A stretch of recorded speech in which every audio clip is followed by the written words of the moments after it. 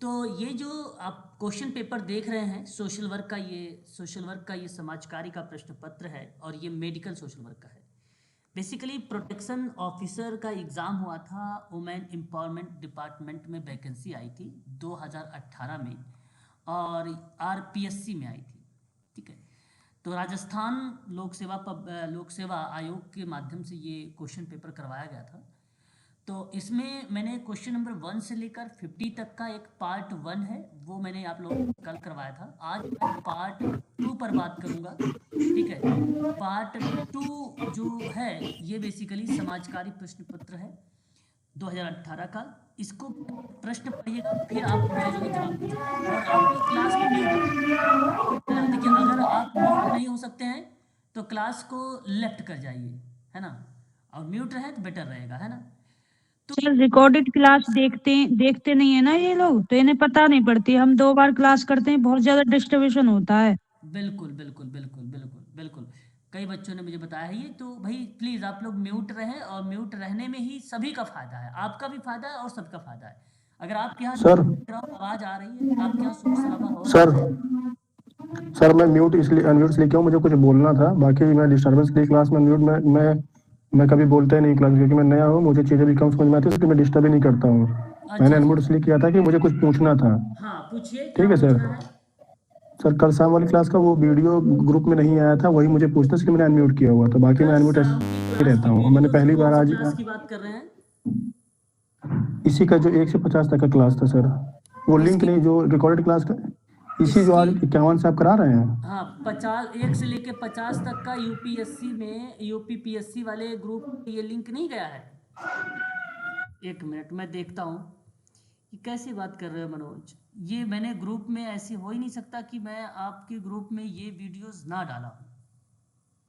1 से 50 तक की अगर मैं बात कर रहा हूँ, आपसे कह रहे हैं क्या आपके ग्रुप में ये वीडियोस नहीं गई है। गया तो है आई थिंक। मैं नहीं गया है, ये तो लग रहा है ये यूट्यूब लिंक मैंने डाला है। चलो कोई बात नहीं, अगर एक से पचास वीडियोस नहीं गई है ठीक है, कोई बात नहीं। आप जो है ग्रुप में मैसेज भी छोड़ सकते हैं, मैं आपको शेयर कर दूंगा, है ना।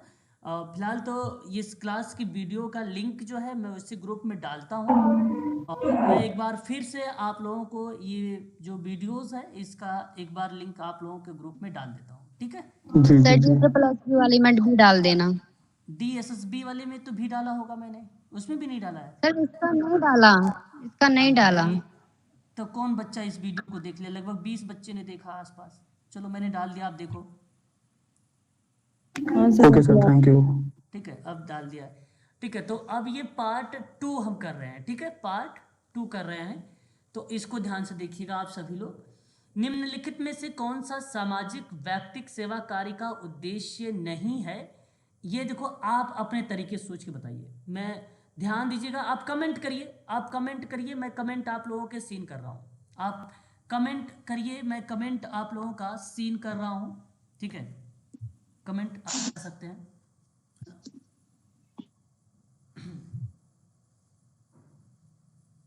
थोड़ा सा होल्ड रखिए। और इसका जो जाएगा करेक्ट जवाब, ऑप्शन नंबर जो जाएंगे यहाँ पे, कोई ऑप्शन सही नहीं है। ठीक है, और सारे पॉजिटिव हैं। सवाल पूछा था कौन सा उद्देश्य नहीं है, तो आयोग ने इसमें सभी बच्चों को कॉमन नंबर दिया है इस सवाल का।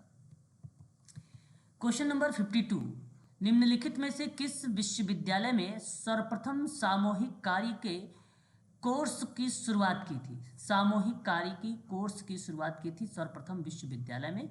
एक है ईस्टर्न रिजर्व विश्वविद्यालय, एक है ओस्मिया विश्वविद्यालय, एक है वेस्टर्न रिजर्व, एक है उपर्युक्त में से कोई नहीं। 4 ऑप्शन है, इनका जवाब आप क्या देना उचित समझेंगे, बताइएगा। पूजा, पूजा का भाई ए आया है। ठीक है, ए की तरफ झुकाव है पूजा का। और भी कोई जवाब दे भाई। पूनम राठौर ए की। क्वेश्चन नंबर हमारे सामने है।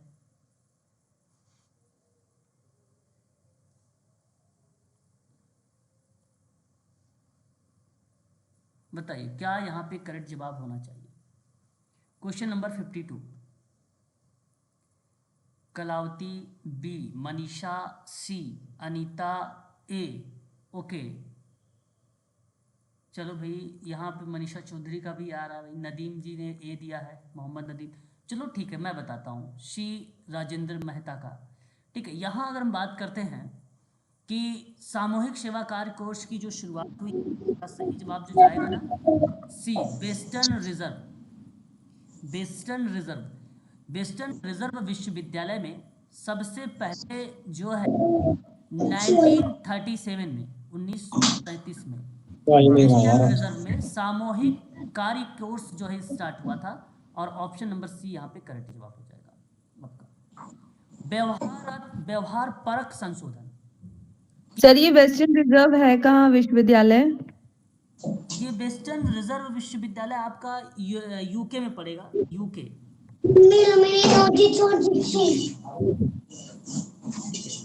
यूके में पड़ेगा। और इसका सही जवाब जो जाएगा वो 1937 में वेस्टर्न रिजर्व आपका करेक्ट होगा। वहाँ पे ग्रुप वर्क सबसे पहले जो है स्टार्ट किया गया था। ठीक है, ये आप ध्यान रखिएगा। इस सवाल का जवाब दीजिए कि व्यवहार परक संशोधन किससे संबंधित है। व्यवहार परक संशोधन किससे संबंधित है? 4 ऑप्शन आपके सामने हैं, इसका जवाब आप लोग बताइएगा कि करेक्ट ऑप्शन क्या होगा, बताइएगा प्लीज। आज आप कह रहे थे कि पढ़ाई करूंगा और इसको घंटे बैठ कर नदीम क्या कर रहे हो आप? म्यूट रहो ना।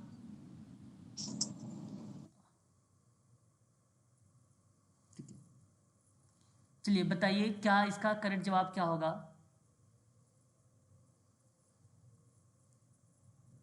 ऑप्शन आप लोग बता नहीं रहे हैं अभी भी। क्वेश्चन नंबर 53 का सविता का सबसे पहले जवाब आया भाई, यहाँ पे बी। रवि प्रकाश तिवारी 4 ऑप्शन को कह रहे हैं। मनीषा 4 एंड पूजा, मनीषा ए का है, पूजा का भी जो है डी, नदीम डी, कलावती का भी डी ऑप्शन आ रहा है। ठीक है, क्वेश्चन नंबर 53 का रेनू डी। चलो मैं बताता हूँ, इस सवाल में व्यवहार जा रही है क्वेश्चन की, पता नहीं क्या हो रहा है। क्या हो गया अब? अच्छा, सर मेरे पास से तो बिल्कुल ही क्वेश्चन खत्म हो गया। तो ये आपके वहां से हो रहा होगा खत्म भाई, कैसे खत्म हो रहा है? आप अपनी स्क्रीन को लेफ्ट कर जाओ, लेफ्ट कर जाओ, लेफ्ट बार बार स्लाइड जा रही है। लेफ्ट करके दोबारा से ज्वाइन करो ना आप, लेफ्ट करके दोबारा से क्लास को ज्वाइन करो। ये आपके यहाँ से इश्यूज हैं, है ना? ठीक है, अब देखिए इस सवाल को देखिए, 53 नंबर का क्वेश्चन हमारे सामने। इस सवाल का जवाब जो जाएगा, ऑप्शन नंबर अगर हम बात करते हैं तो व्यवहार परक संशोधन व्यवहार को बदलने के लिए अधिगम सिद्धांतों का अनुपयुक्त करना होता है। ठीक है, यहाँ सही जवाब बेसिकली अगर हम बात करते हैं तो applications of learning principle to change behaviour है, और इसी को हम मॉडिफिकेशन बिहेवियर में इन्वॉल्व करते हैं।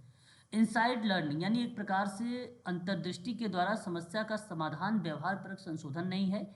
व्यवहार को प्रेरणा करके उसको नियंत्रण में करना, ये भी एक चीज़ नहीं होता है। मोटिवेशन के माध्यम से अनुपस्थित के अधिगम को प्रदर्शित करना, ये भी नहीं होगा। ठीक है, ये तो स्किनर का परिपेक्ष आता है। अंतर्दृष्टि कोहलर का परिपेक्ष आता है। व्यवहार प्रेरणा में अगर हम बात करते हैं तो थॉर्नडाइक प्लस में स्किनर, दोनों विद्वानों का नाम आता है। व्यवहार बदलने के लिए अधिगम सिद्धांतों का अनुपयुक्त में Ivan Patrick Pavlov with Skinner का नाम, साथ साथ में जेबी वॉटसन का भी ये कॉन्सेप्ट रिलेट करता है। और इस हिसाब से बात किया जाए तो ऑप्शन नंबर 4 आप लोगों ने सही जवाब दिया है। यहाँ पे 4 ऑप्शन करेक्ट रहेगा। क्वेश्चन नंबर देखिए 40, बहुत आसान सा सवाल है, मैंने इसको करवाया है। आपको अनुच्छेद से रिलेट कराना है। सबसे पहले आपको अनुच्छेद 40 दिया गया है। अब 40 को ईजिली किस तरीके से आप रिलेट कर सकते हो, तो ग्राम पंचायत का गठन। अनुच्छेद 41 में काम करने के अधिकार को, अनुच्छेद 44 जो है एक समान नागरिक कोड को, अनुच्छेद 48 जो है अगर हम बात करते हैं कृषि एवं पशुपालन के संगठन को। और सही जवाब यहाँ पर अगर हम बात करते हैं तो पहला ऑप्शन आप देख सकते हो, पहला ही ऑप्शन आपका ऑप्शन नंबर जवाब मान लिया जाएगा। यहाँ पे पहला ऑप्शन सब सामने सामने दिया गया, पहला ही ऑप्शन आपका करेक्ट है। ठीक है, अगले सवाल की तरफ देखिए। अगला सवाल हमारे सामने 55 नंबर का सवाल, बहुत इंपॉर्टेंट क्वेश्चन है, आईएमपी के रूप में इसको रखिएगा। हो सकता है ये सवाल आपके पूछे जाए। पक्का बता रहा हूँ, इसको ध्यान रखिएगा। IMP के रूप ये जरूर 110% बता रहा हूँ, पूछा जाएगा। इनमें से कोई एक, ये चारों आपको पता होना चाहिए, याद होना चाहिए। अगर याद रहेगा तभी आप कर पाओगे, अदरवाइज दिक्कत होगी आपको। ठीक है, तो अगर मैं आप लोगों से इस सवाल का बात करता हूँ अंतर्राष्ट्रीय विकलांग वर्ष को लेकर, तो 1981 लगाइएगा, 1981 लगाइएगा।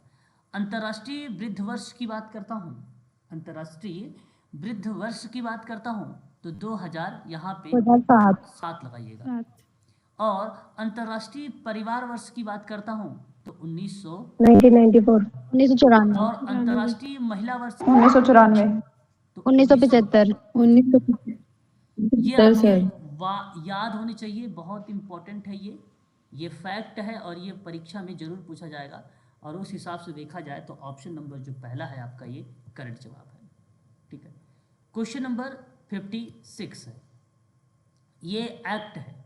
एक्ट के भी क्वेश्चंस परीक्षा में पूछे जाते हैं। एक मेंटल हेल्थ एक्ट है, आप सबको मालूम है, ये 1987 का 87 एक मेंटल हेल्थ देखभाल से संबंधित है, मानसिक स्वास्थ्य देखभाल अधिनियम से। तो देखभाल लिखने की वजह से वह एक्ट का ईयर बदल जाता है, 2017 आ जाता है। और rehabilitation counselling of India act है, RCI, आप लोगों ने 1992 पढ़ा भी था। और इसका सही जवाब चला जाएगा पर्सन विथ डिसेबिलिटी एक्ट है, ये इसी की जगह पे RPWD एक्ट आया है। और RPWD एक्ट 2016 आया है, इसमें कुल 21 टाइप की डिसेबिलिटी है। और पर्सन विथ डिसेबिलिटी एक्ट में, जिसको हम PWD कहते हैं, इसमें कुल टोटल 7 प्रकार की डिसेबिलिटी के बारे में। ठीक है, कितने प्रकार की डिसेबिलिटी के बारे में जिक्र किया गया है? 60। उसके बाद अगर हम बात करते हैं दी नेशनल ट्रस्ट एक्ट 1999, यानी अगर हम आपसे बात करते हैं तो ये 30 दिसंबर 1999 में दी नेशनल ट्रस्ट एक एक्ट है, इस एक्ट के बारे में जिक्र किया गया। इसमें बेसिकली इस अधिनियम के तहत अगर मैं बात करता हूं तो कुल 4 प्रकार की डिसेबिलिटी के बारे में जिक्र किया गया है। कुल कितनी प्रकार की डिसेबिलिटी के बारे में जिक्र किया गया है? तो 4 4 प्रकार की। कौन कौन सी 4 प्रकार हैं, आप इजीली याद कर सकते हो। एक है ASD, ऑटिज्म स्पेक्ट्रम डिसऑर्डर कहते हैं, आप इसे ही स्वालीनता बोलते हो या ऑटिज्म बोलते हो। दूसरा एक है CP को हम लोग क्या बोलते हैं? प्रमस्तिष्की पक्षाघात कहते हैं, जिसी को हम लोग इंग्लिश में सेरेब्रल पॉलिसी बोलते हैं। और एक इसके अंतर्गत आता है ID, जिसको पहले MR कहा जाता था, मेंटल रिटार्डेशन। 2014 में इसका नाम परिवर्तित कर दिया गया नरेंद्र मोदी जी के द्वारा, अब इसे बौद्धिक अक्षमता का नाम दिया गया है। ठीक है, तो याद रखिएगा यहाँ पे इंटेलेक्चुअल डिसेबिलिटी भी शामिल की गई है। उसके बाद एक आता है मल्टीपल डिसेबिलिटी, जिसको हम लोग बहुविकलांगता कहते हैं। तो ये निःशक्तता वाले व्यक्तियों के कल्याण के लिए राष्ट्रीय न्यास अधिनियम सन 1999 में लाया गया था। ठीक है, तो ये चीज़ें आप ध्यान रखिएगा, अभी भी ये रन कर रहा है। तो यहाँ सही जवाब अगर हम बात करते हैं तो ऑप्शन नंबर जो पहला है ये आपका करेक्ट हो जाएगा। जी सर। आगे बात करते हैं, ध्यान से सुनिएगा। व्यक्ति विकलांग तब कहलाता है, व्यक्ति विकलांग तब कहलाता है जब उसकी विकलांगता चिकित्सा अधिकारी के द्वारा डैश से कम प्रमाणित ना की जाए। कितने? सर 40%। 40 सर। बिल्कुल 40। और यहाँ पे आपने जो क्वेश्चन नंबर 57 का ऑप्शन सेकंड का चुनाव किया है, ये करेक्ट जवाब है। RPWD एक्ट में भी यही चीज़ें मेंशन की गई है, 40%। ये PWD में भी था और RPWD में था। PWD में 3% का आरक्षण था नौकरियों के लिए, लेकिन RPWD में 4% का आरक्षण कर दिया गया है, ये बेंचमार्क डिसेबिलिटी में। तो यहाँ पे करेक्ट जवाब जो जाएगा वह ऑप्शन आपका बी वाला करेक्ट माना जाएगा। अगर 40% आपके अंदर डिसेबिलिटीज़ हैं तो आप जो है जो भी गवर्नमेंट के द्वारा योजनाएं या कार्यक्रम चलाई जा रही हैं, आप उसके भागीदारी हैं फिर। ठीक है, तो यह आपको ध्यान में रखना होगा, काफ़ी इंपॉर्टेंट है ये भी पॉइंट।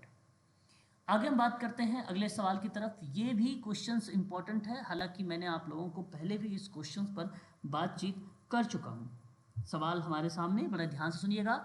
और सवाल क्या कहता है कि sexual harassment of women at work place act 2013, ठीक है, और कहा गया कि किसके दिशा निर्देशों के अंतर्गत स्वीकृति किया गया है। तो एक आता है रजनी दिशा निर्देशन, एक आता है विशाखा दिशा निर्देशन, एक आता है निर्भया दिशा निर्देशन, एक आता है दामिनी दिशा निर्देशन। तो जो ये सर ये विशाखा दिशा निर्देशन का था ना? एक मिनट सुनिए बात को। यहाँ जो है sexual harassment of women at work place act की बात किया जा रहा है, यानी कार्यस्थल पर महिलाओं का यौन उत्पीड़न रोकथाम निषेध और निवारण अधिनियम है, जो 2013 के नाम से जाना जाता है। मैंने आप लोगों को इसमें भी बताया है, और मैंने ये भी तक आपको समझाया है कि कुल टोटल 30 धाराएं भी इसके अंतर्गत आती हैं। कुल कितनी धाराएं आती हैं? 30 धाराएं इसके अंतर्गत आती हैं। इस चीज़ को भी आप लोगों को ध्यान रखना है। यहाँ आप जब पढ़ेंगे तो आपको एक मिलेगा, ध्यान से सुनिएगा, विशाखा। क्या मिलेगा आपको? विशाखा सर। हाँ, तो यहाँ अगर मैं आपसे बात करता हूँ तो ये जो शब्द आप देख रहे हैं, sexual harassment of women at work place act 2013, उसके अंतर्गत आपको मिलेगा विशाखा दिशा निर्देशन। क्या मिलेगा? विशाखा दिशा निर्देशन। यह ऑप्शन आपका सत्य माना जाएगा, option number second, option number second यहाँ पे करेक्ट होगा, ठीक है। सर ये विशाखा नाम क्यों रखा गया है? कुछ मतलब पर्टिकुलर रीजन है क्या? देखो, पर्टिकुलर रीजन होने का मतलब ये नहीं कोई, ये बेसिकली एक केस है, एक केस है ना। और उस केस के अंतर्गत कार्यस्थल पर यौन उत्पीड़न के लेकर वर्मा समिति की सिफारिशों पर क्या क्या बातें हुई थी, किन किन चीज़ों को लेकर यहाँ पे छूट या दंड वगैरह के बारे में जो बातचीत हुई थी, वही इस चीज़ को निर्देश करता है। एक प्रकार से आप ये कह लीजिए कि सुप्रीम कोर्ट ने विशाखा वर्सेस अन्य बनाम राजस्थान राज्य सन 1997 का मामला था, 1997 वाला। उस मामले में एक ऐतिहासिक फैसले में विशाखा दिशा निर्देश दिया और कहा कि इन दिशा निर्देश ने कि कार्यस्थल पर महिलाओं की यौन उत्पीड़न रोकथाम निषेध निवारण अधिनियम 2013 का आधार बनाया और अनुच्छेद 15 तो केवल धर्म, नस्ल, जाति, लिंग, जन्मस्थान के आधार पर भेदभाव के खिलाफ सहित संविधान के कई प्रावधानों से अपनी शक्ति प्राप्त की है। साथ ही प्रासंगिक अंतर्राष्ट्रीय सम्मेलनों और उनके मानदंड जैसे सामान्य सिफारिशों से भी प्रेरणा ली। तो इसी के आधार पे महिलाओं के खिलाफ सभी प्रकार के जो भेदभाव हैं उनके उन्मूलन पर एक कन्वेंशन जारी हुआ। भारत में सन 1993 में उसको अनुमोदित किया गया था। उसी के परिप्रेक्ष्य में ये फैसले की बात करता है। तो यहाँ जो करेक्ट जवाब होगा वह ऑप्शन नंबर आपका इस परिप्रेक्ष्य में ऑप्शन सेकंड करेक्ट माना जाएगा, क्योंकि उस यौन संबंध की मांग, अनुरोध, यौन रंगीन टिप्पणियों, अश्लील साहित्य दिखाना, किसी भी अन्य अवांछनीय शारीरिक या मौखिक या गैर मौखिक आचरण को शामिल करते हुए इन चीज़ों को लेकर फैसला सुनाया था। तो विशाखा एक फैसला है, एक केस है। उन्हीं केस के बारे में सुप्रीम कोर्ट ने क्या बातें कही हैं वो चीज़ें इसके अंतर्गत आती है। इसलिए कहा कि किसके दिशा निर्देश के अंतर्गत ये स्वीकृति है, तो ये ऑप्शन नंबर बी के अंतर्गत है। ठीक है सर, थैंक यू। सर ये पेपर एम्स ऋषिकेश में आया था। एम्स ऋषिकेश के क्वेश्चन पेपर में भी एक क्वेश्चन ये आया हुआ था। हाँ बिल्कुल आ सकता है। नहीं सर, पूरा पेपर आए थे ये, जितने क्वेश्चन आपने कराए ना सब पेपर, सब क्वेश्चन आए थे ये। अरे ऐसा हो ही नहीं सकता, एम्स ऋषिकेश का एक क्वेश्चन ही आरपीएससी का क्वेश्चन है सर। सर मैंने खुद अटेंड किए थे ये क्वेश्चन सारे। अच्छा जी, नहीं ऐसा नहीं हो सकता सर, बात को सुनिए। हाँ ये है कि मेडिकल सोशल वर्क में जितने पेपर होते हैं वो कहीं ना कहीं से लिए होते हैं, ये बात करेक्ट है, इस बात से मैं सहमत हूँ आपके। हाँ सर, ये मेडिकल सोशल वर्कर नहीं आएगा। आप कह सकते हो कि 30% क्वेश्चन लिया होगा। जी जी जी। हाँ, लेकिन टोटली क्वेश्चन नहीं था ये क्वेश्चन बेस्ड आरपीएससी का मैंने ओपन कर रखा है ना, मैंने ठीक है शुरुआत में सर। कल में दिखाया था आपको। अब देखिए जी यहाँ पे लोक स्वास्थ्य से संबंधित मामले किस सूची में निर्देशित किए गए हैं। लोक स्वास्थ्य से संबंधित, जैसे आप ध्यान रखिएगा, मैंने आपको अभी शायद हाल ही में पढ़ाया था संघ सूची, राज्य सूची, किसी बच्चे ने पूछा भी था विषय वगैरह को लेकर, जी सर, मैंने बताया। पंचायत तो वाली। लोक स्वास्थ्य से संबंधित कौन सा मामला है जो किस सूची में निर्देशित किया गया है? संघ सूची, राज्य सूची, समवर्ती सूची, सर संपत्ति सूची। अच्छा, यहाँ पे जवाब जो आपका जा रहा है वो समवर्ती सूची की तरफ जा रहा है। क्वेश्चन नंबर 59 का राज्य सूची। सही जवाब बेसिकली राज्य सूची होगा, जो लोकसभा से संबंधित होगा, है ना। आपका ऑप्शन जो जाएगा वो आपका सेकंड, ऑप्शन नंबर बी। हाँ, ऑप्शन नंबर सेकंड यानी बी आपका करेक्ट हो जाएगा। लोक स्वास्थ्य से संबंधित मामले राज्य सूची के अंतर्गत आता है। ठीक है, ये बात आप जरूर ध्यान में रखिएगा। ठीक है, अस्पताल हो गया, जन स्वास्थ्य हो गया, सफाई हो गया, ठीक है, इत्यादि चीज़ों पर जब भी हम बात करते हैं इस तरीके की चीज़ें, तो वो राज्य सूची के अंतर्गत हम लोग इसको शामिल करते हैं। ठीक है, तो मैं चाहूँगा कि इस बात को भी आप लोग थोड़ा सा ध्यान में रखेंगे, राज्य सूची के बारे में भी। ठीक है सर। और ये 7वीं अनुसूची की 3 सूचियां हैं। भारतीय संविधान की कौन सी अनुसूची की 3 सूची हैं ये? तो ये बेसिकली 7वीं अनुसूची की। सूची। हाँ, और आप देखिए समवर्ती सूची में हालांकि अगर हम बात करें पहले 47 थे विषय, अब 52 विषय हैं समवर्ती में। जैसे उसमें स्टाफ की ड्यूटी आ जाती है, ड्रग्स आ जाता है, जहर आ जाता है, बिजली आ जाती है, समाचार पत्र आ जाते हैं, आपराधिक कानून आ जाते हैं, श्रम कल्याण जैसे विषय शामिल किए जाते हैं समवर्ती सूची में, है ना। और जो राज्य सूची है उसके अंतर्गत ये चीजें आती हैं लोक स्वास्थ्य सेवाओं वगैरह के संबंध में, है ना, याद रखिएगा। क्वेश्चन नंबर 60, सामाजिक परिस्थितियों में व्यक्तिगत व्यवहार और विचारों के स्वरूप। सामाजिक परिस्थितियों में और व्यक्तिगत व्यवहार और विचारों के स्वरूप और कारणों के समझने के लिए वैज्ञानिक क्षेत्र को हम क्या कहेंगे? क्या समाज मनोविज्ञान कहेंगे, या मनोविज्ञान कहेंगे, या शैक्षणिक मनोविज्ञान कहेंगे, या समुदाय कहेंगे? सवाल को सर सोशल साइकोलॉजी, सामाजिक मनोविज्ञान। क्वेश्चन नंबर 60, सामाजिक मनोविज्ञान। तो सही आपका है ये ऑप्शन ए ही, ये ऑप्शन है। मनोविज्ञान ही है। सामाजिक परिस्थिति में व्यक्तिगत व्यवहार, जब बात हो मेरे पर्सनल बिहेवियर की और विचार के स्वरूपों की, कारण के समझने की, वैज्ञानिक क्षेत्रों का, तो वह सभी पार्ट सुव्यवस्थित ढंग से क्रमबद्ध तरीके से हम समाज को भी समझ रहे हैं, हम उसके विचार को भी देख रहे हैं, उसकी क्रियाओं को भी देख रहे हैं, उसके व्यक्तित्व विकास की भी बात करते हैं। कारण ये था कि हम व्यक्तिगत व्यवहार हमें देखना है, इसलिए सारी क्रियाएं सामाजिक मनोविज्ञान में आती हैं, यानी आप इसे कह सकते हो सोशल साइकोलॉजी या समाज मनोविज्ञान भी। ऑप्शन नंबर आपका पहला करेक्ट हो जाएगा, यहाँ पर सही जवाब है 60 का, option number 1 is the right answer होगा। क्वेश्चन नंबर बात करेंगे हम लोग यहाँ पर 62, वेरी मोस्ट इम्पोर्टेंट क्वेश्चन, और मुझे उम्मीद है हेलो सर। मैं आप लोगों को बता चुका हूँ जी। सर 1 मिनट, वो रेनू जी मैसेज कर रही हैं कि वो कनेक्ट नहीं हो पा रही, उनको कनेक्ट कर लीजिए प्लीज। रोज कनेक्ट नहीं हो पाती। रेनू जी से आप बोलिए कि रेनू जी क्लास लेट से ज्वाइन किया है, इसलिए आप कनेक्ट नहीं हो पा रहे हो, है ना, उनसे बोल दो, ठीक है। Okay sir. हाँ, कि लेट से आप ज्वाइन करो इसलिए कनेक्ट नहीं हो पा रहे हो। अब देखिए क्वेश्चन नंबर 61, अब ये मैंने आप लोगों को पढ़ाया भी, याद होना चाहिए। मैंने आपसे ऑप्शन फर्स्ट। हाँ, जैसे एक, अच्छा ध्यान दीजिएगा थोड़ा सा, जैसे मैंने एक चीज कहा था ना कि अगर मैंने कहा कि पूरी बॉडी को, पूरे इंसान की बॉडी को हमने एक बॉडी लिया और उसके बाद हमने क्या किया, उसको एक एक भाग, जैसे भाई ये आंख है, ये उसका मुंह है, ये कान है, ठीक है, ये हेयर है, ये हैंड है, ठीक है, इस तरीके से ये लेग है, इस तरीके से समझा रहे हैं अगर हम उसको, तो ये पार्ट में समझा रहे हैं, तो इसका मतलब ये हुआ कि होल टू पार्ट की बात हो रही है, और होल टू पार्ट की जो बात होती है वो समग्रवादता की बात होती है, वो आप सर गेस्टाल्ट।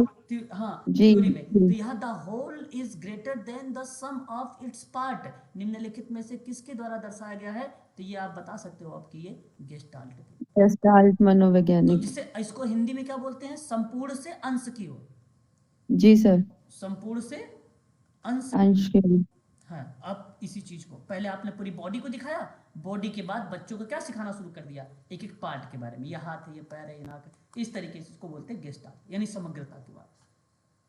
अब देखिए ये भी टॉपिक आपके हो चुकी है, निम्नलिखित में से कौन सी नॉन प्रोबेबिलिटी सैंपलिंग पद्धति है ना, नॉन प्रोबेबिलिटी सैंपलिंग पद्धति है। उम्मीद है कि आपको मैंने ये भी पढ़ाया है। आप पढ़ाया क्यों भाई, उम्मीद क्या, मैंने कराया है रिसर्च में। सर पढ़ाया है। हाँ तो जरा बताइए यहाँ ए पे कौन सी एंड बता बी, देता हूँ। A and B, option number A. Option number A, यानी आप कह रहे हो कि जो नॉन प्रोबेबिलिटी है वो एक उद्देश्यपूर्ण है और एक स्नोबॉल है, जो स्ट्रेटिफाइड रैंडम और सिस्टमैटिक रैंडम, ये दोनों आते हैं जो है प्रोबेबिलिटी। प्रोबेबिलिटी। तो जी इसलिए सर। आप कहोगे ए और बी, तो ये आपका हाँ जी ए सर। और सही जवाब। ठीक है, देखिए यही चीज है। और सर उसमें लिखा भी है वो रैंडम। हाँ देखो मैंने आपसे एक चीज बता दूं कि जब भी मैं आपको करा रहा हूं ना, एक बात ध्यान सुनिएगा कि आप फैक्ट को बनाइएगा। मैं जब बोलूं किसी चीज को आप नोट करें, तो देखो मैं इतने सारे सोशल वर्क का पेपर है, मैं हमेशा करवाता ही रहता हूँ, तो कुछ ना कुछ चीजें मेरे माइंड में क्लिक होती रहती है, तो मैं आपको कहता हूँ कि ये इंपॉर्टेंस को नोट कर लो, तो उसको प्लीज आप लोग नोट कर लिया करो। अब अभी देखो किसी सर ने कहा कि ऋषिकेश का ये क्वेश्चन है, और मैं बता दूं कि मेडिकल सोशल वर्क में ना मैंने ये देखा है कि वो रिपीटेड क्वेश्चन ज्यादा होते हैं।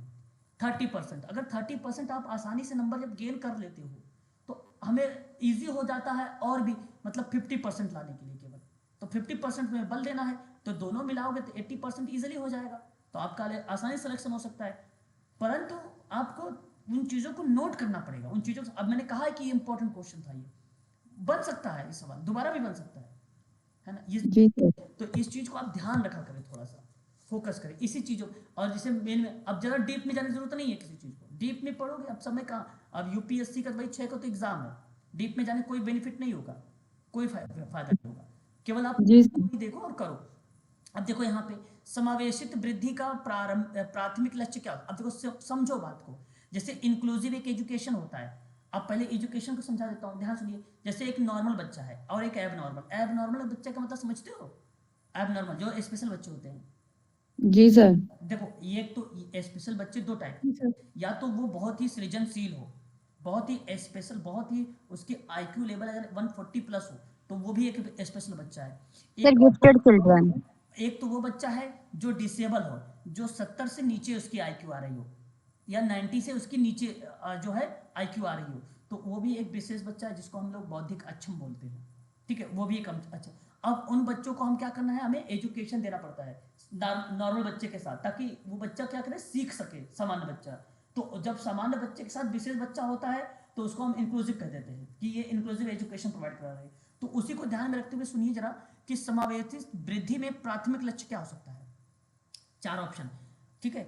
एक ऑप्शन आपसे कह रहा है कि वरीयता के आधार पर कमजोर वर्गों की आवश्यकता की पूर्ति करो, एक ऑप्शन आपसे ये बोल रहा है। तो मैं आप लोगों से कहूंगा कि वरीयता के आधार पर जब कमजोर वर्गों की आवश्यकता की पूर्ति, वरीयता मतलब यहाँ पे वो चीजें समझना है आपको कि कहीं ना कहीं वो चीज एक व्यक्ति उसके साथ होगा, हमें ये विचार करना है। वरीयता मतलब यह है कि मेरा कहने का मतलब यह है कि जैसे सामान्य बच्चों के साथ अगर आप विशेष बच्चों को डाल रहे हो ना, तो वो चीजें बच्चा सीख रहा है दूसरे को देखकर, तो वो वरीयता का वो आधार बन जाता है। और ये मैं आपसे कहूँ वही बेसिकली समावेशित वृद्धि होती है, और ये आपका करेक्ट जवाब हो जाएगा, वरीयता के आधार पर आप जब उसकी नीड को पूरा करोगे तो। ठीक है, तो यही ऑप्शन करेक्ट है। तो कमजोर वर्गों का मुख्य धारा से अलग कर देना, अलग कर दोगे तो भाई इंक्लूसिव होगा ही नहीं, हट गया, फिर तो वो इंटीग्रेटेड बन जाएगा। विपरीत भेदभाव को बढ़ा, अब बताओ कोई काम भेदभाव के साथ करोगे? अच्छा चलो, विपरीत भेदभाव को बढ़ावा देना, क्या विपरीत भेदभाव ये कोई शब्द ही नहीं बन रहा है भाई? जी सर, ये तो गलत है। पॉजिटिव कहो ना, विपरीत क्यों बोल रहे हो आप? बच्चों को कंफ्यूज जी। विपरीत बोल रहे हो, यस। पॉजिटिव शब्द नहीं बोलो, तो इसका मतलब ये भी गलत है। गरीबी रोधी उपाय, एंटी पॉवर्टी जो है एक प्रकार से पॉवर्टी है, ये मिजोर करने की बात कर रहा है, उपायों को बढ़ावा देना। अब देखो ये बेसिकली इंक्लूसिव ग्रोथ में गरीबी यानी एंटी पॉवर्टी मेजोर मापन का पार्ट या एक प्रकार से उपाय का पार्ट ये हो ही नहीं सकता। वो अलग से समिति है, लकड़ा वाला समिति है, तेंदुलकर समिति है, ठीक है, बहुत सारी समितियां हैं, उसके मापन का प्रयोग वो होता है, और वो तो अलग है पार्ट, वो कहां से इंक्लूसिव हो सकता है? जी सर, यही फर्स्ट वाला ही है। तो इसलिए मैं आपको कहूंगा ये भी हटा दो। तो सिंपल बात थी, केवल पहला ऑप्शन, आप एलिमेंट के माध्यम से भी सवाल को सही कर सकते हो, जी सर। क्वेश्चन नंबर देखिए 64। अब ये भी जो क्वेश्चन करवा रखा मैंने, community welfare organization principles and practice किताब है, और मैं आप लोगों को भी हाल ही में बताया था, है ना। तो सर आगे MS गोरे है, डनहम माइक्रोस है, फिर आपका ऑथर डनहम है और KD गाग्रेट है। क्वेश्चन, अंग्रेजी सर बहुत गाग्रेट थी, गाग्रेट। अरे भाई 28 सिद्धांत किसने दिया? नहीं डनहम ऑथर डनहम ने डनहम। दिया था डनहम 28 ने सिद्धांत कम्युनिटी में किसने दिया था? डनहम ने अब ऑथर डनहम ने डनहम ने दिया, दिया। बिल्कुल। जब डनहम ने 28 सिद्धांत दिया है भाई, तो इसका सही जवाब अगर हम बात करते हैं community welfare organization principle and welfare की किताब है, यानी एक प्रकार से ये प्रैक्टिस की किताब है, ये ऑथर डनहम की है, और इसी किताब में ही 28 सिद्धांत दिए, जिसमें से 27 सिद्धांत शीर्ष पे रखे गए। शीर्ष का मतलब ये होता है कि उसको प्राथमिकता दी गई है, उसको क्या दी गई है? प्राथमिकता दी गई है ना, 7 सिद्धांतों को। तो ऑर्थर डनहम की ये पुस्तक है और बड़ी फेमस किताब है, परीक्षाओं में ये कई बार पूछी भी गई है, इसको आप ध्यान रखिएगा। सन 1958 की ये किताब थी, 1958 की ये किताब थी, 1958 की। अब देखिए ये भी सवाल बड़ा इंपॉर्टेंट है ना। आप एक समान वेतन अधिनियम कब पारित हुआ? अच्छा ये देखो एक एक्ट है, ये एक प्रकार से अगर हम बात करते हैं तो क्या है, ये एक एक्ट है। समान पारिश्रमिक अधिनियम का नाम सुना है? समान जी सर, जी सर। वही अधिनियम है ये। समान पारिश्रमिक अधिनियम को ही बोला जाता है, दूसरे शब्दों में एक समान वेतन अधिनियम बोला जाता है ना, इसी को बोला जाता है।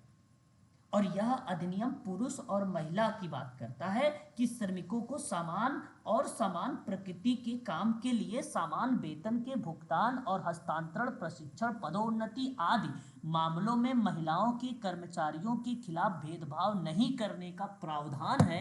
और यह बेसिकली इसी अधिनियम के अंतर्गत आता है, और वह वर्ष था 1976 1976 था। तो मैं आपसे कहूंगा यह जवाब आपका करेक्ट माना जाएगा, ध्यान दीजिएगा ये, ठीक है। और देखो ये पूरे भारत में लागू है, ये भी बात आप ध्यान रखिएगा, है ना। ये अधिनियम पूरे भारत में लागू, अब तो सारे अधिनियम भी पूरे भारत में लागू हैं, ऐसा नहीं कि कोई, है ना। जब से 370 धारा हट गई, तब से 35 से 370, तो वो सारे एक्ट जो है, जो पहले कहता था जम्मू कश्मीर को छोड़ के सभी जगह लागू है, अब आप सबको सभी को बोल देना कि वो भी लागू है उसके अंतर्गत, ठीक है। कोई एक्ट नहीं ऐसा है जो ना लागू हो। अब देखिए यहाँ सवाल क्या कह रहा है, द सोसाइटी रजिस्ट्रेशन एक्ट है ये। अब ये बड़ा आसान सवाल है, आप आसानी से बता भी सकते हो, 1860 का आ जाएगा। 1860। हाँ, द इंडियन ट्रस्ट का नाम सुना होगा। द इंडियन ट्रस्ट किसको रिलेट करता है? द सर इंडियन 1882 ट्रस्ट की बात अगर हम लोग करें तो किसको रिलेट कराएगा? को सर। 1882 को। अच्छा जी, और अगर हम दी कोऑपरेटिव सोसाइटी एक्ट की बात करते हैं तो वो किसको रिलेट कराएगा? सर ये नहीं पता। 1956 को ही करेगा सर। ये 1956 को रिलेट कराएगा ना? 1956। क्योंकि फॉर यस सर बिल्कुल, ये उसी को रिलेट 56 कराएगा। को ही करेगा ये। और हाँ, फॉरेन कंट्रीब्यूशन रेगुलेशन एक्ट है ये 1976 को। और ये 76 का यस हाँ, सर। 76 का। अब विदेशी वाला, जो विदेशी विनिमय वाला हाँ अधिनियम जी हाँ जी। वही है ये 1976 वाला, ठीक है ना। एफसीआरए वाला सर। ये जी, ये बेसिकली एफसीआरए वाला। क्या कर रहे हो आप? एफसीआरए वाला सर। हाँ, FCRA, बिल्कुल सही जवाब। FC बोलते भी हो तो इतना स्लो बोलते हो कि आप ही सुन पाते हो। FCRA, ठीक है, ठीक है, यही है FCRA, आप यहाँ पे भी देख सकते हो, ठीक है। तो ये वही एक्ट है। तो यहाँ अगर हम बात करेंगे, देखो सब सामने सामने मैच हुआ है। अब ध्यान रखने वाली बात यही है कि आपको ये पता होना चाहिए एक्ट, और एक्ट के वर्ष पता होना चाहिए, बस ये बात आप लोग ध्यान रखिए। और ऑप्शन नंबर ए आपका यहाँ पे करेक्ट हो जाएगा। जितने बच्चे अगर UGC की तैयारी किए हैं तो वो आसानी से मेडिकल सोशल वर्क में अच्छा खासा फाइट करेंगे, जो UGC नेट की तैयारी करके हैं, है ना, मेडिकल सोशल वर्क में। आगे बात करते हैं, क्वेश्चन नंबर नेक्स्ट 67। कारण यह है कि थोड़ा सा UGC नेट में ना डीप में पढ़ाई है, और उसको डीप में पढ़ के लिए है, और डीप में पढ़ने की वजह से क्या होता है कि ये सारी चीज़ें जो है ना ऑलरेडी उनको रिकॉल हो रहा होगा सब। निम्नलिखित में से न्याय का देखो सिद्धांत है एक। अब देखो, न्यायिकता का सिद्धांत जो है महात्मा गांधी जी का है, ये बात आपको मैंने पहले ही बता रखा है। अब ये भी ध्यान दीजिएगा, अब लेकिन यहाँ सवाल न्यास का शब्द है ना, सवाल की बात करते हैं तो न्यास का सिद्धांत है। क्या आप मुझे बता सकते हैं इसका सही जवाब क्या होना चाहिए? बताने जॉन रॉल्स। थ्योरी की बात कर रहा हूँ ऑफ जस्टिस की, क्या आप बता सकते हैं इसका करेक्ट ऑप्शन क्या होना चाहिए? A option sir. अच्छा जी, आप ए ऑप्शन की तरफ रुख कर रहे हैं। थर्ड ये आपका सत्य जवाब है, गलत नहीं है। आपने सही जवाब, सही ऑप्शन का चुनाव किया है। थ्योरी की अगर हम बात करते हैं तो यहाँ जो जवाब जाएगा न्याय का सिद्धांत में, तो जॉन रॉल्स का नाम जाता है। ये बात आप ध्यान रखिएगा। न्याय का सिद्धांत बेसिकली बहुत पहले की बात करते हैं तो न्याय के अर्थ में संशोधन करते हुए अरस्तु ने एक बात कही थी कि आवश्यक रूप से एक खास स्तर की जब समानता की बात करते हैं आप, तो वही न्यास होता है, वही न्यास होता है। अब न्याय के परिप्रेक्ष्य की बात करें तो इन्होंने ये भी कहा कि किसी बेगुनाह को सजा नहीं मिलना चाहिए, इसके लिए चाहे 100 गुनाहगार भले ही छूट जाए। ये बेसिकली सिद्धांत उसी पर आधारित है ना। तो जॉन रॉल्स का नाम आता है यहाँ। सर ये किसकी स्टेटमेंट है जो आपने बोली? ये जॉन रॉल्स। जॉन रॉल्स का ही है, ये उसी की थ्योरी है। 1971 में कॉन्सेप्ट में उसी समय बताया था, 1971 में। कब बताया ठीक। था? 1900 1971। में। हाँ, ये बात ध्यान रखिएगा, 1971 में। ये इसकी किताब है, ये है ना, याद रखिएगा। बहुत इंपॉर्टेंट है ये, विद्वान भी और इम्पोर्टेंट कॉन्सेप्ट भी। ठीक है, अब अगले सवाल की तरफ बात करेंगे। अब ये देखिए सवाल क्या कहता है आपसे, कह रहा है कि an introduction to social case work. देखिए इसकी किताब के बारे में भी मैंने आप लोगों से बातचीत कर चुका हूँ, ग्रेस मैथ्यू का नाम। Grace Matthew. लेकिन जी, ग्रेस ग्रेस मैथ्यू। मैथ्यू ने हैमिल्टन जब को। ये किताब मेंशन किया था तो उस समय वह वर्ष था आपका 1992। क्या था वो? 1992 था। और ग्रेस मैथ्यू ने इस कॉन्सेप्ट को लेकर चर्चा परिचर्चा किया था 1992 में। कब किया था? 1992। 1990। हाँ, तो याद रखिएगा, बहुत इंपॉर्टेंट है ये केस वर्क के संबंध में। किसके संबंध में? केस वर्क के संबंध में। An introduction to social case work का कॉन्सेप्ट ग्रेस मैथ्यू का 1992 में। Very very most important IMP है, इसको ध्यान रखिएगा। उसके बाद अब देखिए क्वेश्चन नंबर जो है 69 है। अब ये क्वेश्चन आपको उसी के इर्द गिर्द ही मिलेगा जो आपने विगत प्रश्न पर बातचीत किया है। तो अगर मैं आपसे ग्रेस मैथ्यू का नाम लगाता हूं तो क्या आप यहाँ पे सही कहेंगे कि social case work. Social case work इन्हीं का जी मैच सर। हो रहा है? जी सर। ठीक यस है। सर। अच्छा, अगर मैं यहाँ पे 1992 लगा देता हूँ, ठीक है। जी जी। ब्रिटिश पार्लियामेंट का अगर मैं बात करता हूँ सोशल केस वर्क में आप प्रॉब्लम सॉल्विंग प्रोसेस को लेकर, तो ये जी स्टेटमेंट आप 1957 लगाना उचित 57। जी सर। Yes sir. जी सर। अच्छी बात है। हाँ, यही चीज़ें आपको जो है ध्यान में रखनी है, यही कॉन्सेप्ट होता है, यही टॉपिक होता है समझने का, है ना। अब हमारे सामने एक और नाम आ रहा है, और उस विद्वान के बारे में अगर हम बात करते हैं तो गार्टन हैमिल्टन है। Theory and practice of social work. Social work. जी सर। सोशल वर्क दिया। देखो ये कॉन्सेप्ट के बाद अगर हम बात करते हैं, इन्होंने जर्नल एक्सपेरिमेंट किया और अपनी इन्होंने थ्योरीज में 1937 में केस वर्क के बारे में, अभिगम के बारे में बताया था। किसके बारे में बताया था? अभिगम के बारे में बताया था। तो ये 1937 के बाद 4 साल बाद इन्होंने जो है द अंडरलाइन फिलोसफी करके एक किताब लिखा था 1941 में। ठीक है, इनकी 2 किताब है, बड़ी फेमस है, और इनका एक परिभाषा भी था, परीक्षा में आता है कि समाज और व्यक्ति दोनों जो हैं एक पारस्परिक हैं, एक अननोन स्थित्य हैं, एक रेसिप्रोकल है। ये स्टेटमेंट भी गार्टन हैमिल्टन का आता है। तो मैं आप लोगों से कहूँगा कि ये 1937 की पुस्तक है, theory and practice of social work, इसको आप ध्यान रखिएगा।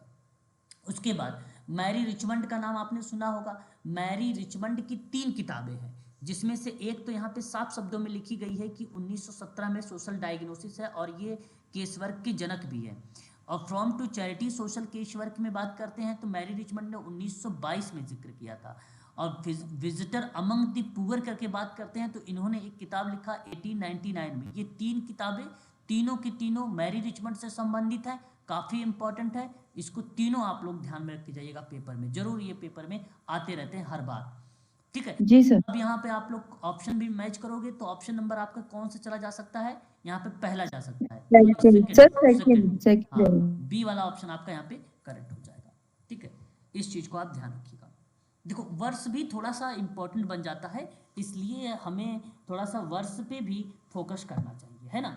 और अगली देखो, अगला क्वेश्चन हमारे सामने, अगला क्वेश्चन क्या कह रहा है आपसे, आपसे कह रहा है कि संज्ञानात्मक व्यवहार समूह कार्य मॉडल किसने दिया है। मतलब ये cognitive behaviour group work model है और ये किसके द्वारा डेवलप किया गया है। तो आपने एक नाम सुना होगा एरोन बेक का। एरोन बेक कहीं ऑप्शन में है, कहीं नहीं है, कहीं भी नहीं है ना।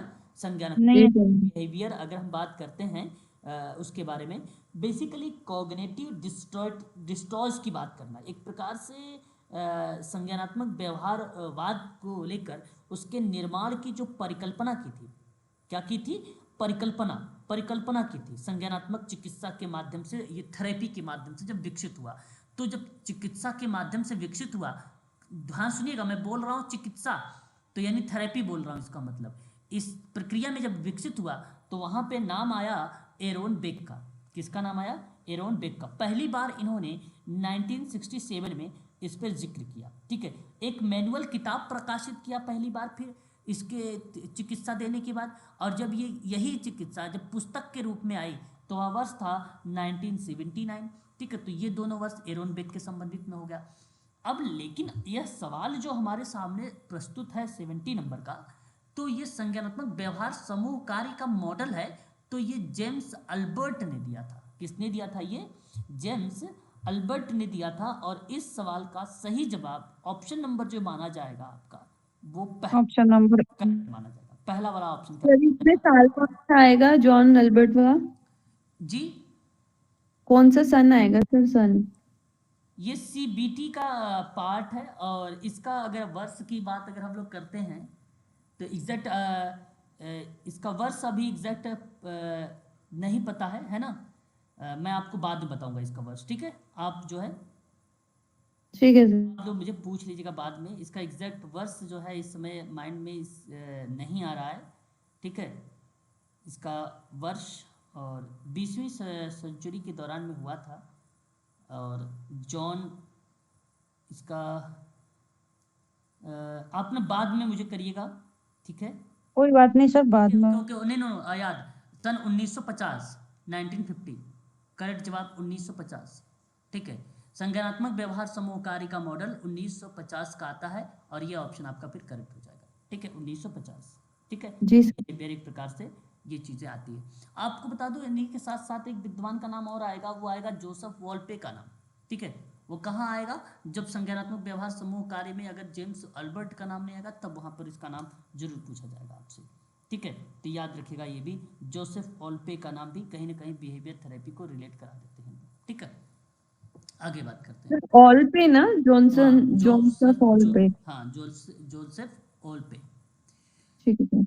अब देखिए एक सवाल यहाँ पे और आया कि संविधान के अनुच्छेद में 352 में क्या दिया गया है। देखो आपने आपातकाल के बारे में सुना होगा, है ना, आपातकाल की स्थितियों के बारे में सुना होगा। आपातकाल आपातकाल कितने प्रकार के होते हैं, बहुत बच्चों को मालूम होना चाहिए भाई, बहुत आसान सर 3 टाइप के होते हैं। आपातकाल 3 प्रकार के होते हैं, है ना।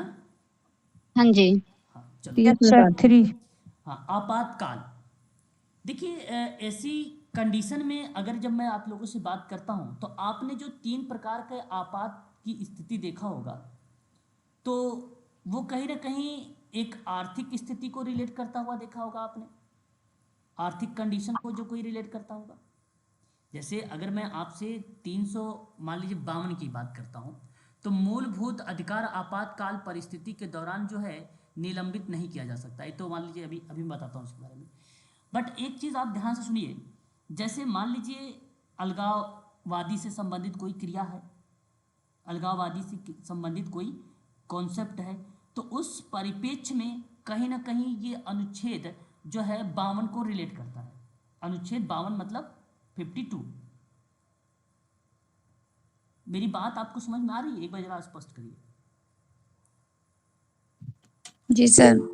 अनुच्छेद अगर मैं आपसे 52 की बात कर रहा हूं, अनुच्छेद 352, ठीक है, अनुच्छेद 352 किस चीज को रिलेट करता है? युद्ध के दौरान अगर मान लीजिए सशस्त्र विद्रोह हुआ, बाह्य आक्रमण हुए, है कि नहीं? समझिए बात को। Yes sir. भारत या इसके किसी हिस्से की सुरक्षा के खतरे की बात हुई तो राष्ट्रपति एक राष्ट्रीय आपात की घोषणा करता है ना? तो उस कंडीशन में तो हमारे सामने वह अनुच्छेद बनता है 352। आंतरिक अशांति शब्द जो रिलेट होता है वो सीधा सीधा बताता है आपको क्या, 352 है ना, उसको रिलेट कराता है। हालांकि इस सवाल में अगर मैं आपसे बात करता हूं तो आपको सीधा सीधा कहने की प्रयास ये करता है कि भाषण और अभिव्यक्ति की स्वतंत्रता का जो अधिकार है यह 352 में दिया गया अनुच्छेद जो आपका आपातकाल परिस्थिति के दौरान निलंबित नहीं कर सकते। बाकी समानता का अधिकार कर सकते हैं, जीवन का अधिकार कर सकते हैं, संवैधानिक उपचारों का अधिकार, हालांकि तो रिलेट ही नहीं करता है, लेकिन भाषण और अभिव्यक्ति की स्वतंत्रता का अधिकार जो होता है ये रिलेट करता है उससे, ये रिलेट करता है। इसलिए आपात उपबंध में राष्ट्रीय आपात, राज्य की संवैधानिक विफलता, राष्ट्रपति शासन के परिप्रेक्ष्य में 356 का आपात, वित्तीय आपात 360 का, इन चीजों को रिलेट कराता है। आपात उपबंध भारत शासन अधिनियम 1935 का अधिनियम है जहां 250 से अधिक अनुच्छेद को लिया गया था, उन्हीं में से आपात भी लिया गया है ना। तो आपात उपबंध भारत शासन अधिनियम 1935 से लिए गए। भारतीय संविधान के भाग की अगर हम बात करते हैं तो वो रिलेट कराता है 18 यानी 18 भाग, कौन सा है, 18 भाग है। अनुच्छेद 352 से 360 तक आपातकाल के संबंध में उपबंध है कि नहीं? वो कहीं ना कहीं देश की संप्रभुता, अखंडता, एकता, लोकतांत्रिक राजनीतिक व्यवस्था को, संविधान की सुरक्षा की बात करता है, इसकी बात करता है ये, ठीक है। तो यहाँ सवाल का जो करेक्ट जवाब होगा इस सवाल का, वह ऑप्शन नंबर आपका तीसरा सही जाएगा, ठीक है। भाषण और अभिव्यक्ति की स्वतंत्रता का अधिकार ये निलंबित नहीं किया जा सकता है, और ऑप्शन नंबर बी आपका यहाँ पे करेक्ट हो जाएगा, ठीक है।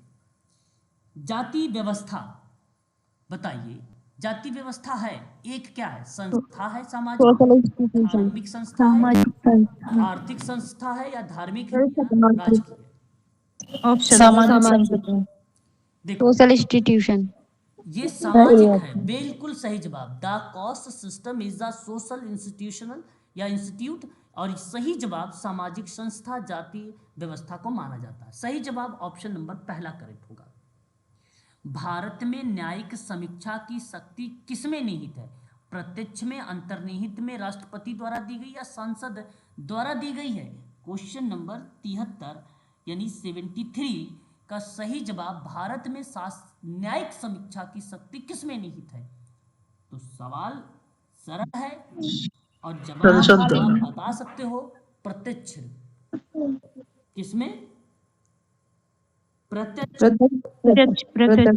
यहाँ जो करेक्ट जवाब होगा वह ऑप्शन आपका माना जाएगा, ऑप्शन नंबर पहला, ठीक है। पावर ऑफ जो है जुडिशियल की बात करना या रिव्यू उसकी इन इंडिया यानी भारत में न्यायिक समीक्षा, वो प्रत्यक्ष रूप से चीज़ों को शामिल करता है। अच्छा, प्रत्यक्ष यहाँ पर क्या भूमिका निभा सकता है ये जानना अत्यंत आवश्यक है।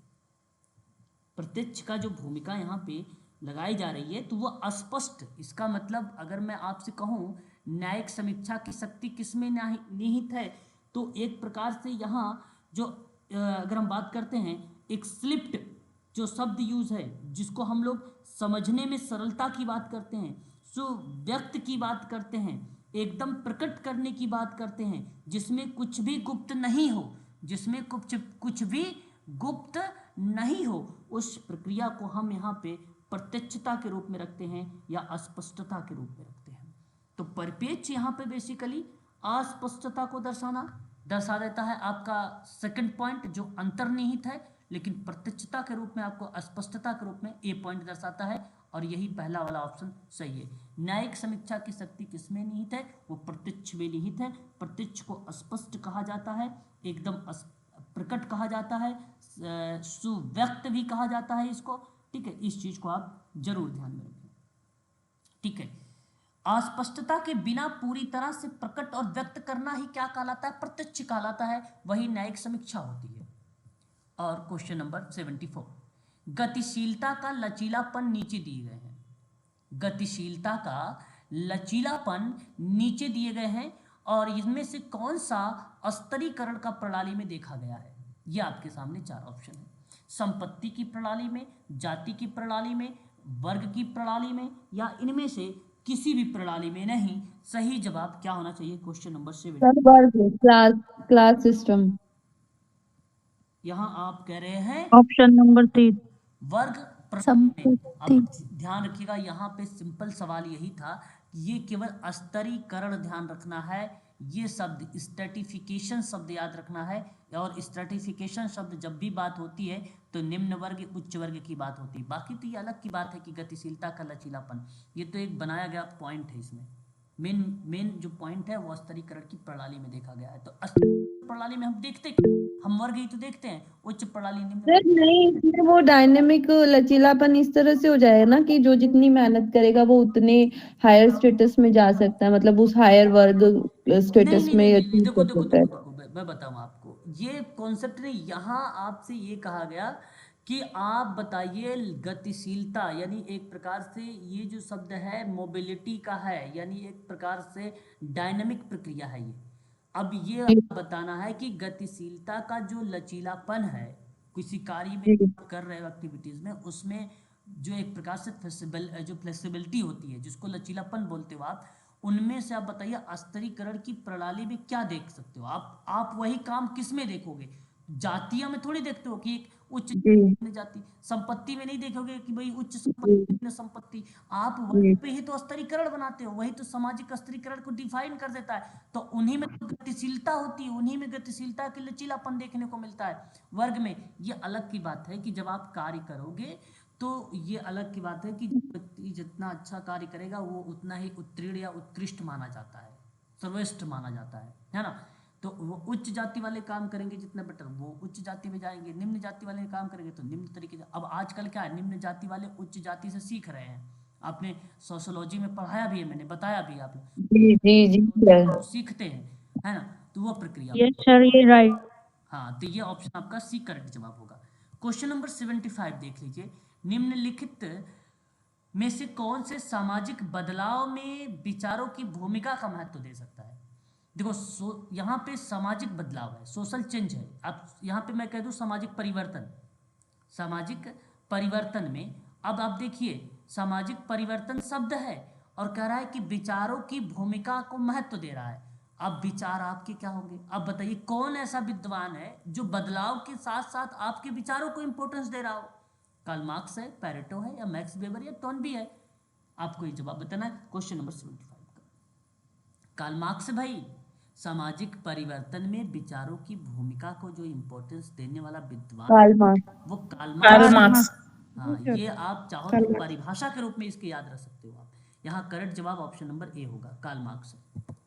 जी सर। देखिए आपके सामने कहता है कि जनजाति और जाति के बीच, देखिए सवाल बड़ा आसान है, आपको यही समझना होगा। क्वेश्चन नंबर 76 में कहता है क्या? कहता है कि जाति और जनजाति के बीच में, जनजाति और जाति के बीच में बुनियादी अंतर, बुनियादी का मतलब होता है बेसिक अंतर। आपको नीचे में से बताना है कि बताओ सही अंतर कौन सा है, उसका चयन करना है आपको। जनजाति जनजाति और जाति में अंतर। अगर आप जानते हैं जनजाति और जाति में अंतर तो आप आसानी, ऑप्शन नंबर 1। अदरवाइज दिक्कत होगी। देखिए एक बात ये तय है, जनजाति जाति से अलग होती है, ये बात आप ध्यान रखिएगा। दूसरी बात, जाति जो होती है वो मुख्य रूप से हिंदू समाज की विशेषता बताती है। जाति की पहचान धर्म विशेष में नहीं होती है। जनजातियां जो होती हैं वो अलग धर्म से होती है। जनजातियां किससे होती है? वो अलग धर्म से होती है। जैसे मुस्लिम, बौद्ध, फारसी, ये सब क्या है, एक प्रकार से रिलेट करा देती हैं जन। तो बेसिकली आपको ध्यान रखना है, जनजातियों का विकास एक निश्चित भूभाग और भाषा और संस्कृति के आधार पे होता है। आपने मूवी वगैरह देखा होगा, विभिन्न प्रकार की जनजातियां होती हैं और वो देखो जंगल में रहती हैं, उनकी अलग भाषा होती है, एक कोड भाषा आप समझ लीजिए, पता नहीं कौन सी, पूरे सभी लोग आ जाते हैं जितनी जनजाति के लोग होते हैं। जी सर। तो उनका एक निश्चित भूभाग भाषा होता है, एक उनकी संस्कृति भी होती है, बड़ी अजीबोगरीब संस्कृति होती है ना, आपने देखा होगा। और अच्छा, ये तो जनजाति हो गई। और एक जाति होती है। जाति जो होती है वो एक मानव निर्मित व्यवस्था है। वो क्या है? मानव निर्मित व्यवस्था है। अब इसमें मुख्यता से अगर हम बात करें मुख्य रूप से, तो जन्म के आधार पर ही विकसित हो जाती है ना। जाति बेसिकली, जाति प्रथा ऊंच नीच पर आधारित होती है। जाति, आप उच्च जाति को, आप फलाने नीच जाति को, इस तरीके के आप देखेंगे शब्दों को रिलेट कराया जाता है जाति शब्द में, है ना। तो जातियां आत्मनिर्भर नहीं होती हैं, है ना, आत्मनिर्भर नहीं होती हैं, ये चीज को ध्यान। जबकि प्रत्येक जाति अपने सदस्यों पर अन्य जाति के सदस्यों के साथ खाने पीने से संबंधित कुछ ना कुछ निषेध भी लगाती है। ये चीजें नहीं खाया जाता, ये चीजें नहीं पिया जाता, इस तरीके के शब्द रिलेट होता है। और जाति एक सामाजिक समूह होता है। अब देखिए, यहां कहा कि जाति जब सामाजिक समूह होता है, तो बताइए क्या जाति जब सामाजिक समूह होता है, और यहां कहा कि जाति संपूर्ण सामाजिक नहीं है, और फिर कहा ऑप्शन नंबर 3। अच्छा, यहाँ मैं आपसे ध्यान सुनिएगा, मैं एक बार फिर से रिपीट करूंगा, बात को बहुत ध्यान समझिएगा। मैक्स वेबर ने एक बात कही थी कि जब कोई भारतीय जनजाति अपने प्रादेशिक महत्व को खो देती है, जब कोई जनजाति, कोई भी जनजाति ले लो, जनजातियां बहुत है अपने देश में, और अपना प्रादेशिक महत्व खो देती है, तो वह भारतीय जाति का रूप धारण कर लेती है। बात को बड़ा ध्यान समझिएगा। तो वो क्या कर लेती है? भारतीय जाति का रूप धारण कर लेती है। और इसी तरह जनजातियां एक स्थानीय समूह हो जाती है। जबकि जाति एक सामाजिक समूह है, एक सामाजिक समूह है, ये बात करेक्ट है। लेकिन सामाजिक समूह है तो जाति संपूर्ण समाज नहीं है, जाति संपूर्ण समाज नहीं है। समझिएगा, क्या इस बात से आप सहमत हैं? यस या नो में जवाब दीजिएगा केवल मुझे। सर जी। Yes sir. ये यस। बात करेक्ट है, जाति संपूर्ण समाज में नहीं है, ये बात करेक्ट है। जबकि जनजाति है, जबकि जनजाति संपूर्ण समाज को रिलेट करती है, ये बात करेक्ट है। मैं आपसे कहूंगा कि पहला ऑप्शन करेक्ट है, ऑप्शन करेक्ट है। दूसरा ऑप्शन को देखेंगे, ऑप्शन सारे देखेंगे हम। जाति और जनजाति, जनजाति और जाति दोनों संपूर्ण समाज में, जब दोनों संपूर्ण समाज में होगा तो अंतर तो हो ही नहीं पाएगा। तो ये दूसरा गलत हुआ कि नहीं गलत हुआ, बताइए। जी सर, गलत हुआ। गलत है। अब देखिए, कहता है कि जाति संपूर्ण समाज में है, चलो ठीक है, ये बात सही है।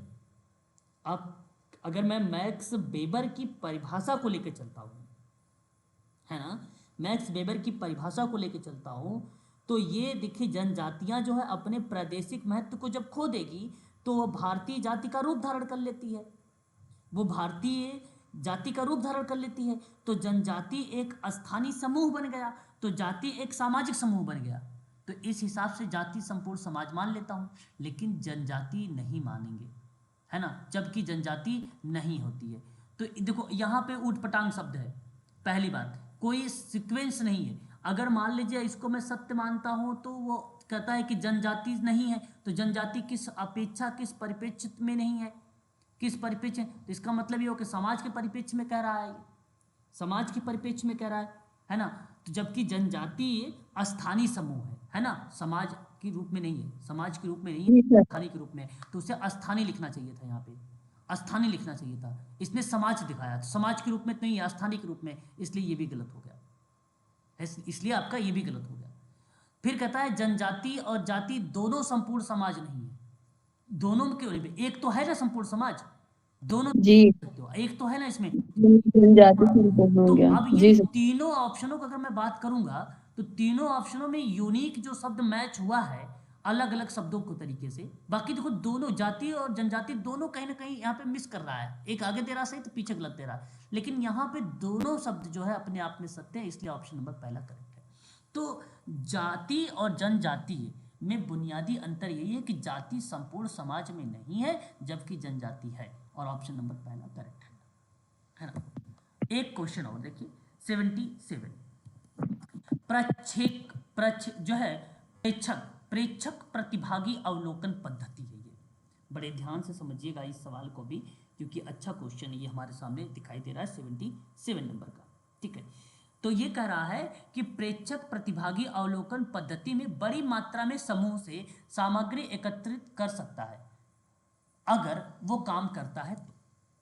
अगर वो काम करता है तो ऐसी कंडीशन पे भावनात्मक रूप से होगा, निष्क्रिय रूप होगा, निष्पक्ष रूप होगा या आत्मगत होगा? सही जवाब आपको बताने हैं सर निष्क्रिय सेकंड थर्ड की तरफ आप सभी लोग। अच्छा, थर्ड की तरफ भी जा रहे हैं। ठीक है, यहाँ सेकंड और थर्ड दोनों आ रहा है, तो मैं आप लोगों से कहूंगा कि आत्मगत क्यों नहीं सोच रहे हो आप लोग? आत्मगत क्यों नहीं सोच रहे हैं आप लोग? यहाँ तो सवाल यस सर ऑप्शन नंबर दिया गया है वो पार्टिसिपेंट ऑब्जर्वेशनल मेथोलॉजी शब्द है। आप पढ़ेंगे पीओ के बारे में, PO participant observation, PO method है ये। अब इस मेथड में ये तो केवल देखो एक बात कही गई है, प्रेक्षक प्रतिभागी अवलोकन पद्धति में क्या बात है कि बड़ी मात्रा में समूह है, और बड़ी मात्रा में अगर कोई समूह है, ध्यान सुनिए, बड़ी मात्रा में मतलब समझ लीजिए कोई ग्रुप, कई लोग होंगे भाई, अथाह लोग होंगे बड़ी मात्रा में, है ना, अनकाउंटेबल, तो उस समूह में सामग्री एकत्र कर सकता है। मगर वो काम, अब बताइए सामग्री आप कैसे एकत्र करोगे? बड़ी मात्रा में लोग हैं तो आत्मगत रूप से, आत्मगत देखो सब्जेक्टिव है, और कार्य सब्जेक्टिव के रूप में होगा जब व्यक्तिगत तरीके से हम काम करना शुरू करेंगे, है कि नहीं? व्यक्तिगत और निष्पक्ष रूप से मतलब देखो बात सत्य है, काम तो सोशल वर्क में ऑब्जेक्टिव ही तरीके से होता है, निष्पक्ष रूप से ही कार्य होता है, वस्तु रूप से ही कार्य होता है। लेकिन सवाल हमारे सामने ना पार्टिसिपेंट ऑब्जर्वेशनल मेथड है, और ये रिलेट कराता है सब्जेक्टिव को, ना कि ऑब्जेक्टिव को, और ये आत्मगत आपका करेक्ट जवाब होगा। यहाँ पर ऑप्शन नंबर जो जाने वाला है आपका वो फोर्थ ऑप्शन करेक्ट होगा। शोधकर्ता यानी आप प्रतिभागियों की दिन प्रतिदिन की गतिविधियों में डूबा रहने का मतलब होता है उनकी जो दिनचर्या, जो भी एक्टिविटीज होती है उन सभी पर बड़े ही बहुत ही पारखी दृष्टि से, बहुत ही सूक्ष्म दृष्टि से आप उनके संबंधों, उनके व्यवहारों इत्यादि चीज़ों का आप अध्ययन करते हैं और उनकी समस्याओं का समाधान करते हैं। जब ये काम तब करेंगे जब हम उन व्यक्तियों से तथ्य एकत्रित करेंगे। अब सामग्री वितरित करनी भाई तो आप सब्जेक्टिव के ही आधार पे करोगे, सब्जेक्टिव के ही आधार पे सामग्री का वितरण करोगे। हर एक व्यक्ति अलग होता है, सिंपल सी बात है। अब उसकी समस्या अलग होगी तो उसकी समस्या जब आप अलग, उस ग्रुप में बड़ी संख्या में लोग हैं एक तो समस्याएं सब अलग, सबकी अलग अलग है, तो जाहिर सी बात है उसकी समस्याओं का समाधान भी जब करेंगे तो तरीके भी तो अलग अलग होंगे, तभी तो सब्जेक्टिव है। ऑब्जेक्टिव होता तब जब पूरे ग्रुप में एक पीयर ग्रुप होता, कॉमन समस्या होती। वृद्ध व्यक्ति हमने ले लिया या युवाओं को ले लिया या हमने बच्चों को ले लिया या हमने महिलाओं को ले लिया, तब तो वहाँ पे सामग्री ईजिली बट जाएगी, तब तो ईजिली बट जाएगी, क्योंकि हमें पता है कि उस ग्रुप में सारी महिलाएं हैं और इस ग्रुप में सारी महिलाएं जो है उनकी एक ही समस्या है, तो हम एक ही सामग्री से काम कर सकते हैं उनमें। तो अब अलग अलग है, तो यहाँ पे देखिए वही चीज थी, समूह में किस तरीके से काम होता, तो वहाँ पर हम बेसिकली आत्मगत तरीके से करते हैं। ऑप्शन नंबर आपका डी यहाँ पे करेक्ट हो जाता है। ठीक है, तो आज के लिए बस इतना ही रखिए आप सभी लोग। ऑप्शन नंबर यहाँ तक, क्वेश्चन नंबर 77 तक है, बाकी जो क्वेश्चन नंबर 78 है इस पेपर को सॉल्व करवा लूँगा, तो फिर मैं आप लोगों का टॉपिक करवाऊंगा। ठीक है ना, थोड़ा सा इंपॉर्टेंट क्वेश्चंस चल रहे हैं, ये इंपॉर्टेंट है क्योंकि आगामी परीक्षाओं में रिपीट हो सकते हैं, है ना। ये मैंने PDF आपके ग्रुप में डाल दिया है, आप लोग उसको एक बार जरूर देख लें। सर वीडियो भी भेज देना। ये वाला वीडियो आएगा सर, ये वाला अभी? हाँ हाँ क्यों नहीं, बिल्कुल, ये रिकॉर्डेड क्लासेस है, मैंने रिकॉर्ड